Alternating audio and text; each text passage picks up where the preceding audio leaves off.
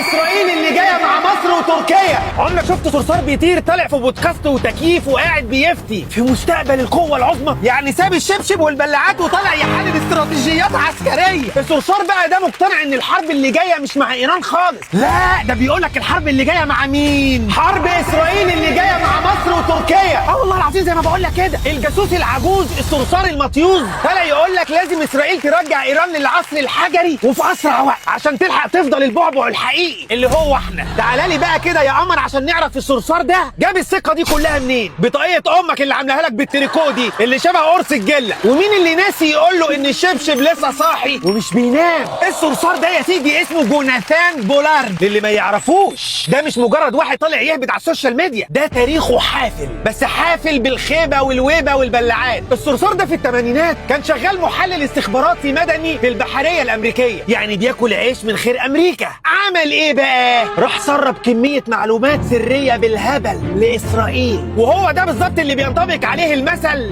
بياكل في خيرك ويعض في طيبه قلبك. وطبعا الامريكان قفشوه واتفشخوه، والكلام ده كان سنه 1985، ودخل المحكمه وخد حكم مؤبد سنه 1987 في اكبر واشهر قضيه تجسس هزت العلاقات بين امريكا واسرائيل.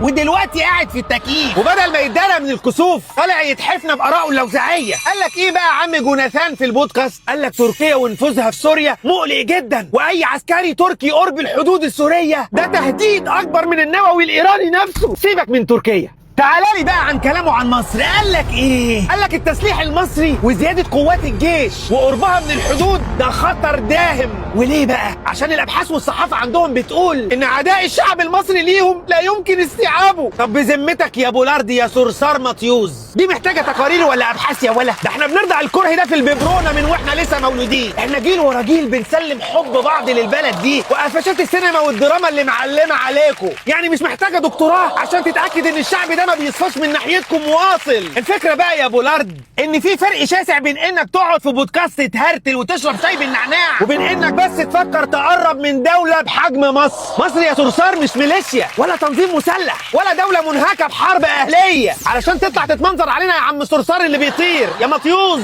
مصر دي دوله عندها جيش نظامي مرعب، قوه بريه وبحريه وجويه هي الاكبر في المنطقه كلها، والتاريخ العسكري بتاعنا ممتد لالاف السنين من ايام فجر التاريخ. وبعدين الذاكره عندك بعافيه ليه يا عم الصرصار اللي بيطير؟ دول يا دوبك بس 50 سنه مش كتير. مش احنا الدوله برضو اللي علمت عليكم ورجعتكم بالبيجامات الكستور؟ نسيت البيجامات الكستور يا جوناثان؟ ولا انت كنت ساعتها بتتضرب بالشباشب الكستور؟ شكل السجن كده نساك غزل المحله. عموما طول ما صرصار مش شايف الشبشب هيفضل يلوش ويلغوش ويقول كلام اكبر من حجمه بكتير، كلام حجم البرد. بس لما وقت الجد يجي الشبشب هو الحل الوحيد والنهائي باذن الله. واحنا الحمد لله مخازن الشباشب عندنا مليانه وعلى اخرها ومستنيه الاشاره. قدم انت المشيئه بس وسيب الباقي على رجاله مصر وسيدات مصر. اشطفها له وشيروها له.